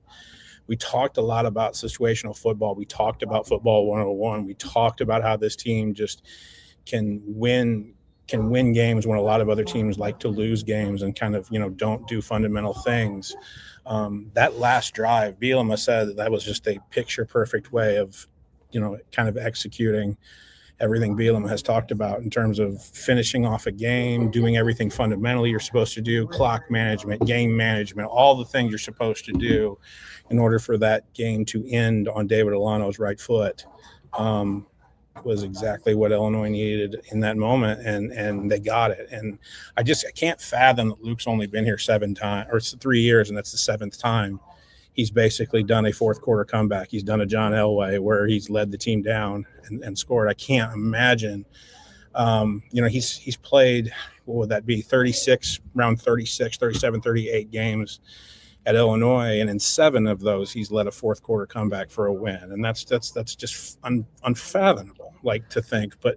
But for Miles Scott to sit at the table and go, we knew we were going to win because Luke's done it. He's did it like 6 times before, is what he said. So we knew we were going to do it again. So there was just a lot of confidence, and I felt like for 60 minutes. The plan wasn't perfect like we executed, but it was executed pretty darn well in all 3 phases. I thought, again, special teams was a little choppy because of its 96-yard kickoff return, but everything else I thought was pretty well executed. And the plan that these guys the plan that Aaron Henry and the defensive staff came up with for the last 2 weeks to hold Tennessee under 300 yards for the first time in God knows when. That's the best offense in the SEC, Mike. The best offense, the most explosive offense in the SEC. And we come out of another bowl game just like we did last year in Orlando with Aaron Henry's defense smelling like a rose, because they, along with complementary football, and we've talked about it a lot, and I know a lot of our subscribers and the people in our game room who are intense in our game room roll their eyes at complementary football. Well, complementary football and keeping the football in front of you on defense, and then getting takeaways and getting a turnover really, really helps. Really helped win this football game today, because there were Brett Bielema. What does Brett Bielema talk about all the time? Run the football. They ran the football today for over 200 yards, and complementary football. Keep the ball in front of you. They did that today. Tennessee had 3 passing plays over 15 yards today. 3. That's not what Josh Heupel's offense is designed to do. This explosive offense was really held in check. And then special teams wise, yeah, they let a kickoff return, and that sucks. But every time they put it on David Alano's foot, good things happened. And even the one time I remember they punted, it ended well. So special teams wise, it wasn't a complete dud. It was just you failed the final exam, or you didn't do well, and you didn't do as well in the final exam because of the kickoff return. But I thought just overall, you saw, if you give Illinois, Mike, we've talked about this all the time with this coaching staff, but like if you give this coaching staff 2 weeks to prepare for somebody, you better come up with a good plan yourself, because they're going to execute at a level that's at an elite level. And I think that's what you saw today. I think it's a really, really impressive exhibition of what a properly prepared and a properly executed football team can accomplish. Yeah, I totally agree with you. Got the comment here from Bruce Schwartz. He does works at the stats and stuff for Illinois up at the scorers table at basketball games. One of the nicest guys you'll meet. And I'll tell you what, this is interesting because I'm old enough to have been around the university, and my dad worked there for years before that. But even under Mike White, it was really hard when you did well one season to follow up that next season. Right. It was just really hard. And John Makovic probably came the closest to doing that. See, this is what I was going to go with, Mike, because I don't mean to cut you off, but I think the 5 years under Bielema now is you're seeing an indication of what would have happened if Makovic had stayed in Champaign-Urbana and not gone to Texas. I feel like the whole program would have been fully developed offensively and defensively, and Lou Tepper had a hell of a defense, but he couldn't score enough points. John Makovic was never going to let that happen. But I think you're seeing, the 5 years of Bielema has really, really put this program in a place that it hasn't been in a long time, and maybe not in my lifetime. And I think you're like, again, Mike, you've seen 2 weeks ago, I'm sure they sat in the Smith Center and said, hey, look, we've got to shorten this game. We've got to make it so that Tennessee doesn't have a lot of possessions. We've got to hold the football. We've got to be able to run the football. We're 13th in the Big Ten this year in running the football. That can't happen, on December 30th. We got to figure that out. And so it's not about sometimes X's and O's, but it's also about getting your players to execute what you're asking them to do. And I find it unbelievable. Like, I'm gonna put it to you this way: like, the defense gets a touchdown, and I find it unbelievable that the guy who created that strip sack is Joe Barna.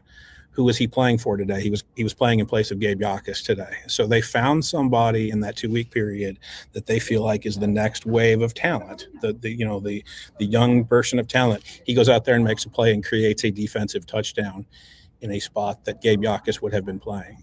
I think that's phenomenal. I think that shows development, that shows coaching, and that shows kind of it gives you a snapshot indication of what Brett Bielema has been able to develop in the 5 years of this program. And I can't highlight to you, Mike, how much this win really like it did last year. Mike, you know what happened last year on New Year's Eve. Like, we had a lot of momentum for Illini football for a long, long time after this. It's not a college football playoff game, but for this program, I think you could see a lot of people, if Illinois does the right things in the offseason, have a lot of, emotional momentum built up when spring ball rolls around, and then especially when fall preseason camp roll around again sometime around August, like, just because of what happened today, because they saw some future out there. They not only saw the present, but they saw some future out there that they feel like they can do some really cool things. They ran for 200 yards today, Mike, and all three of those running backs are coming back. So, I mean, there's so many storylines that are going to come out of this that are going to keep me busy, but that's not important. I think it's going to keep Illini fans really, really invested in what's going on inside the Smith Center because of what they can accomplish when they put their mind to it. And what they can accomplish is stuff that happened, like an example of this is an example of what they can accomplish if they put their mind to it, and that's beating another really, really solid SEC program. Yeah, and the other thing I think that's so critical is you've got this timing with Friday being the opening of the transfer portal. Sure. And Illinois is not going to have the deepest pockets. We know that. Right. But they are going to have a place that they are performing under this coach significantly higher than this historical mean of this program. Right. And they're going to have a place that, for the most part, players really like to be at. And those are two, and you're winning. So those are things that are just critical when you're looking at trying to attract talent. Right. It's a far cry from what we saw, before you started with that. It was Lovie Smith. You're trying to figure out, how do we avoid losing 63-0 to Iowa? that's a whole different set of problems. And again, I've said it time and time again. I didn't know Brett Bielema. I didn't think he was the perfect choice, but oof, proved me wrong. And I'll tell you, if the university wants to make money for NIL, they ought to tape Brett Bielema doing his football 101 and put that out for people to watch, because your average high school football player, your average high school football parent would learn an awful lot by watching that, because that's how he wins. And there's no secrets there, but when he explains it that way, you're like, oh, I never really thought about that play in the first quarter that might be much more important than something that happens later in the game that I'm focusing on, like a referee throws a flag or what happens. Well, I think to that point, Mike, quickly, that's why Bielema loves hosting the in-state football coaches convention, like inside the Smith Center. He does that every year, and they'll have high school coach day, like that they bring all the coaches in, like, and all of the staff gives presentations to these guys. But Brett Bielema gives that's why Brett Bielema loved coming here for the longest time, because they had the AFCA meetings here, the American Football Coaches Association meetings at the Gaylord Opryland over here in Nashville all the time. So he could talk to his colleagues about how to, put a game plan together and how to do these integral things. I think, you're going to laugh when I say this, Mike, but sometimes I think we give Belichick a hell of a lot more credit than he might deserve in developing that out of Bielema, because he might have just already had it, and Belichick wanted to bring it to New England because he had it, right? And so yeah, I do think Brett Bielema has always operated on maybe the Hayden Fry principle, which is what he would call it, which is teams lose games. Not enough teams try to go and win games, but more teams lose games. And I thought I think Brett Bielema does a really, really good job of, number one, putting his guys in position that if they don't make mistakes, they always have a chance to win. And two, then you get to the fourth quarter where there's 5 minutes left to go and there's a drive, and you hand the ball to Luke Altmaier, and you have absolutely all the confidence in the world in this very young man who, because he's again, I'm quoting Miles Scott, he did it before 6 times. We knew he was going to do it for a 7th, and I just love the confidence that these older guys are playing with. And I just feel like this is what that has been built. I'm going to do a feature, later on, probably before I leave Nashville tomorrow, about, Mike, your lifetime. I'm 41. But in your lifetime, you talk about Bielema as a coach. I don't think that the senior class needs to look at any other senior class, maybe the 5th-year guys and the 4th-year guys, and think that they've done anything less in my lifetime in Illinois football. I think this is the best senior class in my lifetime. You talk about like a Dylan Rosiak, who got recruited and signed by Lovey and met Brett Bielema for the first time in December of 2020 after that Penn State game. Yep. At the end of 2020. He didn't know Brett Bielema. He didn't know who he was. He didn't care. And that was a big thing on – these guys bought in, and you could see it. And the idea of having 19 wins in 2 seasons, with the culmination of those 2 seasons being wins in big bowl games against quality SEC opponents, is just a massive thing for this program. I don't know what it'll mean when the portal opens up on January 2nd. This program has a lot to take care of. But I have a lot of confidence that the people in that building, and honestly, I have a lot of confidence that they've already been doing it, because, again, Brett Bielema came up with a plan that, hey, my pro personnel people in the building are going to run that, and my coaches are going to coach. My coordinators are going to coordinate. Like, I don't want them, intensely involved in the portal right now. I want them finishing out this season. And it was pretty cool to watch this defensive plan come to fruition today. I mean, I'll stop jibber jabbing, Mike, and you got a question there from Fedigator. Okay, but I wanted to get a point in that, like, all the Fire Aaron Henry stuff that's on our boards and in the game room, and all of our subscribers and Illini guys, and you guys are wonderful, and I love all of you. I swear to God I do. Maybe Aaron Henry ought to just coordinate a defense against a SEC schedule, because he's 2-0 with a pretty damn good record against the SEC.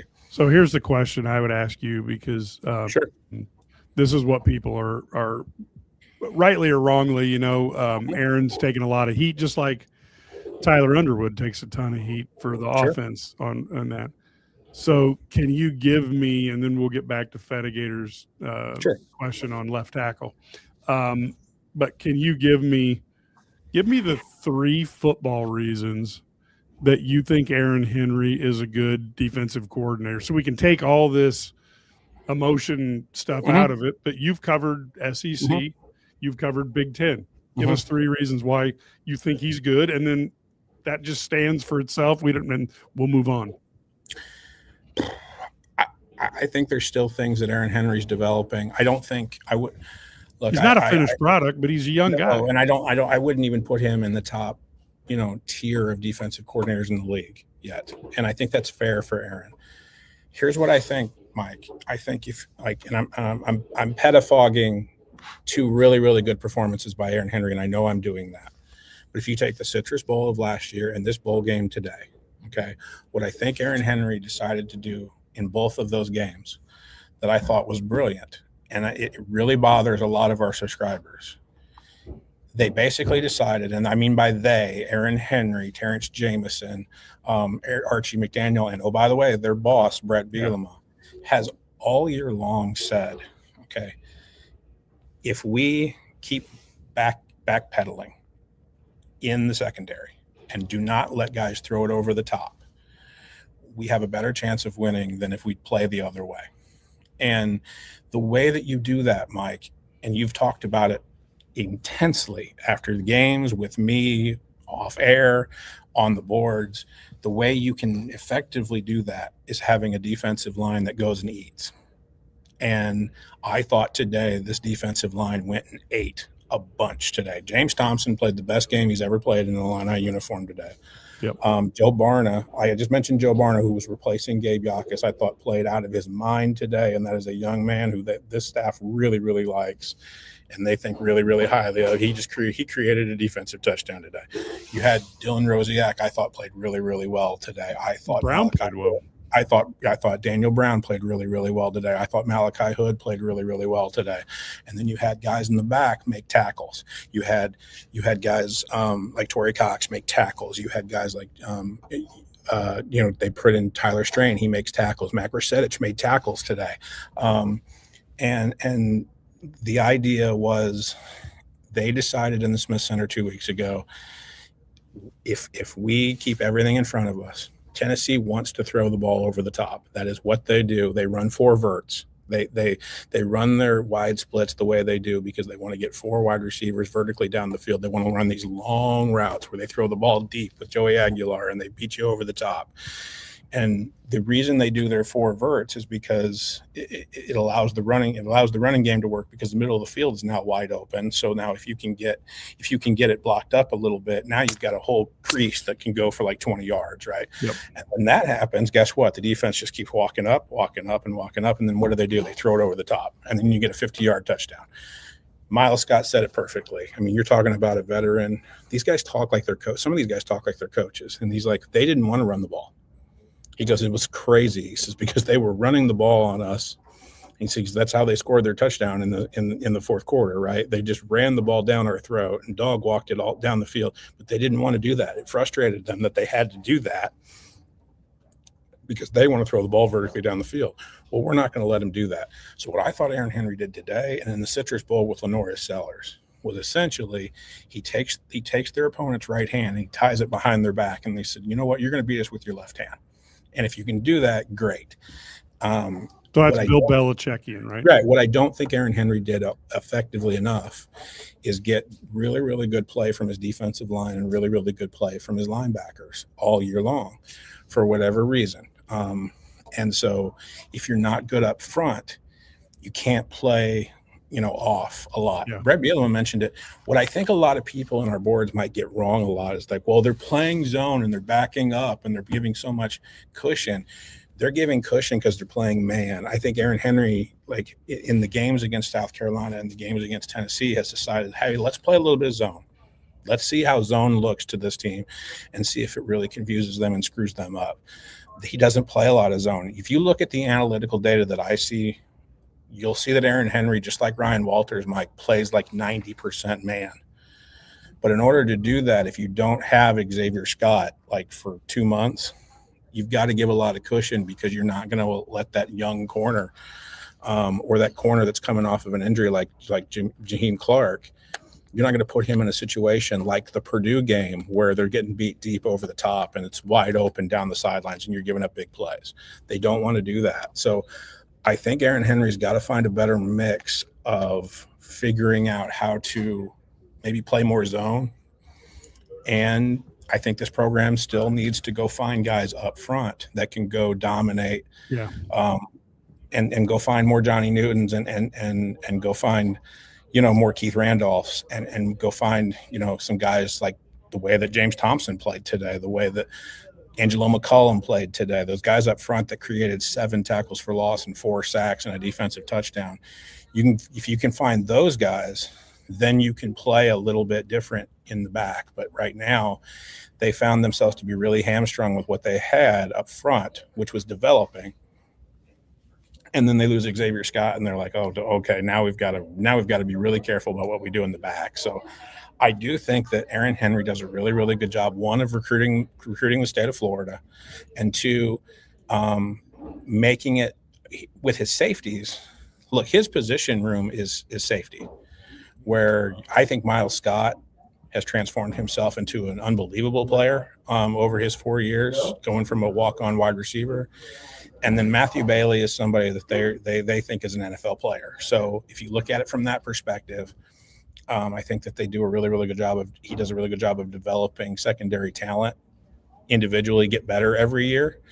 But I don't think that they came up with the perfect system once Xavier Scott came down of like, okay, we can get aggressive here, but what do we do in the back?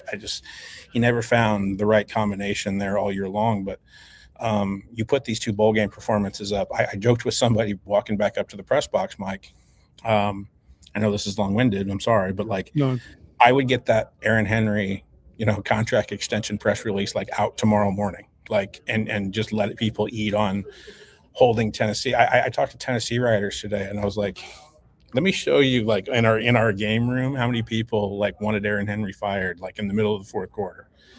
And I had a lot of Tennessee people going are you kidding me? This is the best defensive performance against Tennessee that we've seen in 2.5, 3 years, short of the Ohio State playoff game. And I was like, wow, okay. I just think that if you give this defensive staff, including Brett Bielema, time to prepare for a team, they're going to come up with a plan that works. And that's what happened today. I think Aaron Henry, because of what he's learned from his boss and his mentor, Brett Bielema, can come up with a plan that's really, really solid if you give him enough time and you give him at least adequate pieces and able to do that. Well, and like I said, the reason I asked is so at least people could understand what you're basing it on, and the fact that Brett Bielema, likes Aaron Henry and wants him in the job is important, but that's not a justification that lets people understand as to why you're thinking the way you do. No, yeah, I hear you. The other thing that we had is talking about the left tackle play. I thought it was really good. I heard Josh Kreutz talk about Nathan Kanapic, and he said, Nathan Kanapic, because I talked with there was contact on our board. I'll just say it's Kevin Ducey, who basically said, on our board, who was like, I don't understand why Nathan Kanapic's starting today. And I don't know why he's getting the first career start. And the reason is I think Josh Kreutz kind of said it, is after the second bye week, he kind of sold himself to the teammates by the way he was practicing. And, Bart Miller wanted to keep the group together. But he was inching up. He was getting all the reps in the second team at some point, and he was doing really, really well. And I think the staff kind of thought that J.C. Davis was going to make the decision that he made, and they were like, "Well, we don't have to panic here. I think we can just toss Nathan in an early bowl prep and see how he does." And when they did that. He did really, really well in those practices inside the Smith Center on campus before they left for Nashville. They were solidified that this is the guy. I don't know if he's the guy going forward at left tackle, but it's hard for me to imagine somebody having a better first career start than he had today. And I mean, I mean, it might just be the eye of the official, but like there was 4 procedural penalties and none of them were on him. Like he really did a yeoman's job of not trying to mess up and put his team at a loss. And I didn't see any. I have to go back and look, but I didn't see any blindside pressure that would lead me to believe that Nathan Kanopik didn't do his job. And then I think a lot of that has to do with Josh. A lot of this will have to do with Josh Getsky, but I saw a lot of Illinois running the football, over the left side a lot. Yeah. And that tells me that Nathan Kanopik, did his job in the run game really, really well, and he was able to go forward. So I was really impressed, given that it was his first career start, given that Tennessee's defensive line is long and athletic. I don't think they're physical, but they're long and athletic. I think he did a pretty damn good job. And I think that's something that Brett Bielema can look at and go, I got that kid out of the portal for nothing, because I took his older brother too, and we think his older brother is going to be good when he's fully healthy. Yeah. And that's again how you can figure stuff out in the portal without a whole lot of resources, is that you get some Nathan Kanopiks, and sometimes that works out. And I just think for a first career start, I thought he did pretty well. Yeah. Yeah. I'll toss this out at you, Mike, before we leave, is that I know you probably talked about it with either Sturdy or Ted or somebody. But here's my question that'll probably be on my mind until, as even on my drive home tomorrow from Nashville, is where is Luke? I mean, you're older than I am. I'm 41. Yeah. Where's Luke Altmaier in the pantheon of Illinois quarterbacks? Because at this point, you need to start having the conversation that he's up there, and he's part of that conversation, and at least in my mind. Yeah, he is. I have it in like a double kind of a 2 category thing. Mm-hmm. I've got the category of the good, really good college quarterback, mm-hmm. which would be like Nathan Scheelhaus, Kirk Kittner, mm-hmm. Luke Altmaier.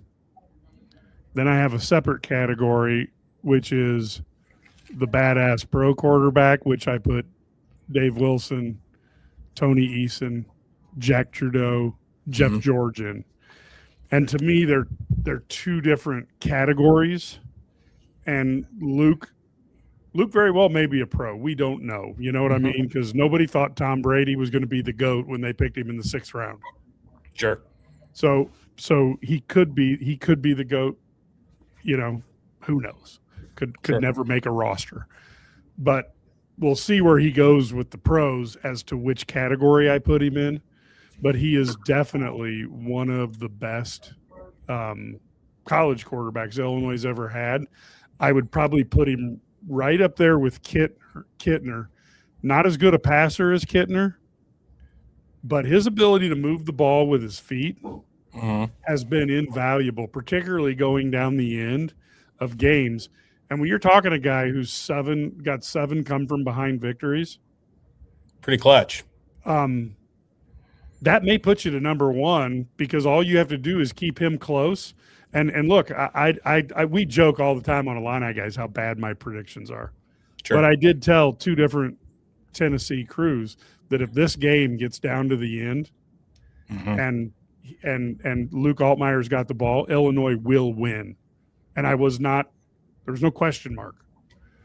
And I think that is a testament that he has built the faith based on results.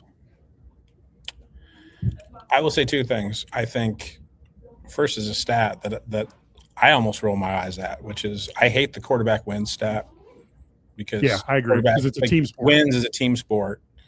But Altmaier passed Jack Trudeau for 2nd all time. He now owns 2nd all time in career wins. He was only here 3 years. He wasn't here 4. He was here 3. Exactly. Okay. I forgot Juice too. And he's 1 behind. He'll end 1 behind Kirk Kittner. Yeah. Okay. So who was here 4? Let's understand. And I feel like Brett Bielema kind of said it in the sense of, in the idea of like, can you imagine, like, luck is kind of how you luck into things is kind of funny sometimes, because they fully were going hard, and I still to this day don't understand why, but they were going hard for this waiver for Tommy DeVito to come back for the 2023 season. And if that happens, Luke Altmaier never plays for Illinois. Right. But because they got denied the waiver so late, which I still think, why did you wait so long for a waiver that was pretty clear how it was going to go? But they waited so long. Well, Luke waited so long to get in the portal. It made the perfect marriage between Luke Altmaier and Illinois. 3 years later, he's the second most winning quarterback. His seven, he's been a part of the best 4-year period at Illinois in program history. He's done all of those things, and you get a sense that he probably is up there on the Mount Rushmore at this point. And I hate that thing too, but if you had to name the top 5 best quarterbacks in Illinois history, he's got to be on that list. And I know there's guys that played in the NFL, but you talk about somebody who's now 2-0 all time in bowl games in an Illinois jersey, and he's beaten the SEC. And I'm talking about a kid from his parents live in Columbus, Mississippi. He went to Starkville, Mississippi high school, started his career at Ole Miss. For him to end his career with 2 bowl wins over SEC teams is really, really a big deal for him. And to do it in the way that they did it today, where he leads the drive down to win it on a walk-off kick, I mean, that's John Elway type stuff, you know, and at the college level. And I feel like Luke has solidified himself, that his legacy here at Illinois is he was the quarterback that, put this program on a different pedestal, on a different tier. And like it or not, I think that's going to be the biggest question mark that goes into the offseason, is how does Illinois replace this quarterback that might be one of the better ones, in the last 2 decades that ever came through Illinois. And how do they kind of, reload this era without Luke Altmaier? And because I just think today, the way he played and the way that he led this team and the way that he led this comeback at the end in the fourth quarter kind of gives you the idea that, he solidified himself as somebody who, might have his jersey retired one day, at Geese Memorial Stadium. And I don't think that's nearly a stretch. So there's just got to be so much positive momentum starting right now, heading into this offseason once again, because of what Illinois has accomplished over the last 4 hours today. And I think that there isn't a way to underplay that. And so I think that's a huge deal. And I think that's something that hasn't happened, around Champaign-Urbana and around this football program in quite a long time. Yeah. I think one of my buddies, he was talking about the Kansas City Chiefs, and he said, we can't look at this. We can't be sad about this era because it's gone. We should appreciate it because we enjoyed it. And that's how I look at. That's how I look at Luke Altmaier, because it was really a lot of fun, and he brought this program up. And the bottom line is that's the neat thing about sports, is every time somebody signs a guy, no worries, it's them going, you know what, this is our guy. You don't know that maybe that's their third guy. Right. Nobody ever walks up to the NFL draft podium and goes, well, I wanted this guy, that guy, and the other guy, but I'll take Brad Sturdy. You don't do that. And sometimes it's better to be lucky than good, and sometimes it's Brett Bielema's talked about having alternatives and stuff, and he's probably got all these quarterbacks ranked now that are out there. I think I have a pretty good idea who he wants to go after. We'll see if I know what I'm talking about, but something tells me it's not going to be a guy who's ranked in the top, maybe even in the top 10, but it'll be a guy who's in the top quarterbacks. I don't think so either. It'll be we're on the same page. I don't think so either. They'll be top 10 to 20, and the guy will be better under Brett Bielema and complimentary football than people thought he would be. Or they won't get any of those guys, and guess what? They'll hand the football to Ethan Hampton and go, hey, we'll come up with a plan for you that will help us be a very, very successful football team in 2026. I fully suspect that could be possible too. As we wrap this thing up, I think it's so now interesting how Illinois will adapt to 19 wins over the last 2 seasons and what happens after that. Because here's the thing, Mike, is that I'll end it on this, is that, like, this even better than I do as an Illini football fan. The moving of the goalposts after a successful season to me has always been frustrating. It's always been, you got to go do it again. I'm not going to buy in unless you, and I'm talking like as a fan, like, and some of it is justified. I really believe that. Trust me, I do. But a lot of it has been, I'm not going to buy in until you do it again. Like I just don't believe it's going to happen until I see it again. And you saw it again. Okay. Yeah. You've seen 9 wins now after 10. Okay. And so I just shrug my shoulders and I go, like, if you're Brett Bielema right now, you're like, hey, I'm doing everything I promised I said I would do, and so, like, at this point, I think everybody, it's hard for me to envision being an Illinois fan, before I got this job, but it's hard for me to envision an Illinois fan now going, like, well, I'm not completely sold yet. Like, well, that's more of a personality issue. No, I understand, but I will tell you that here's the thing that you really want to look at. So no Illinois coach has ever won back-to-back bowl games. But here's the thing. Generally, Illinois wasn't playing they were like, hey, we're going to play Western Michigan this year, and then the next year you might play like Virginia from the ACC. Brett Bielema has done it now back-to-back with SEC teams, and he's won. So arguably, it's the hardest competition that you can get. And I'll give you one. We'll end on this. You talk about back-to-back. Okay, they've done it back-to-back. For the first time since 1952, Illinois has a football coach who has 2 bowl victories. Ever. Yeah. Ever. Ray Elliott was the last one to win 2 bowl games in 1952. There is no other head coach, because Ron Zook didn't coach the 2011 Kraft whatever bowl, whatever. But there's no other head coach in Illinois football history before Ray Elliott in 1952 that literally throughout their entire tenure has 2 bowl wins. Brett Bielema already has 2 bowl wins. Like, you talk about programs like playing in their, I think it was on our boards, like Penn State was playing in its, like, what was it? I was 20 before Illinois won a bowl game.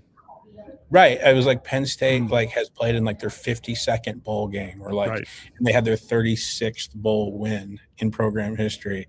And I looked and I said, yeah, Illinois has Penn State has 36 bowl wins. Illinois has played in 21 bowl games. Right. Like, I mean, Brett Bielema is doing things that this program hasn't seen in decades. And I do think that this offseason, because they're so prepared from a personnel standpoint, from a like what are we doing? What are we doing now? What have we been doing? What did we do? What were we doing in the tampering portal season that is going on right now? What are we doing when it officially opens on January 2nd? They've already had plans for that. They already know what they're doing. They've already lined up things, how it's like simulating the draft for professional teams. Like, okay, if this happens, we're going to do this. We're going to pivot this way, and we're going to do this. And we even talked to Josh Whitman, and I got into it like over the Christmas season with some of our subscribers, Mike, like that Josh Whitman's kind of been like, well, we have to do it via the rules and the College Sports Commission. He even said today, like yesterday at the press conference, in the pseudo press conference that he held for himself, he was like, we've learned that we have to pivot like a lot of other schools in our league and around the country, just like everybody else. And I'm like, and okay. I have faith. I'm like, okay. He's a competitive. I've been telling you that's going to happen. Right. He's a competitive man who's also extremely intelligent. And those And are likes the type winning of football guys. games. Likes winning Yes. football games. And look, A at lot. Josh Whitman, he's one of those. He's a Renaissance man. You know, bigger, stronger, faster, and smarter than most of us. As we wrap up, I want to do one thing. We compete very hard against the people who also offer these same services, but I did want to offer for all the Illini guys my condolences out to Jeremy Werner, whose father recently passed away. A horribly tough thing to live through. I have been very fortunate. I have not had to live through that yet. Jeremy is a great guy, and we certainly at Illini guys respect him and wish him and his family the best as they go through this. Never an easy thing, but you know, again, we want them to be able to get through that. So I did want to get that out there before we wrap up. Challenging thing, you know. I know you and I both have been fortunate enough. We have our parents, but boy, that is a tough thing. So best wishes to Jeremy and his family. Folks, for me, I saw Jeremy on Saturday, and I wish him all the best, and I wish his family every bit of all my thoughts and prayers. Yep, we compete hard. We try to one up each other. We try to make each other better by putting new features out there and seeing if the next guy can do it. But certainly, we wish him all the best in this, folks. We will be back on Saturday night. We will talk a post game for the Penn State. So we are very much looking forward to that.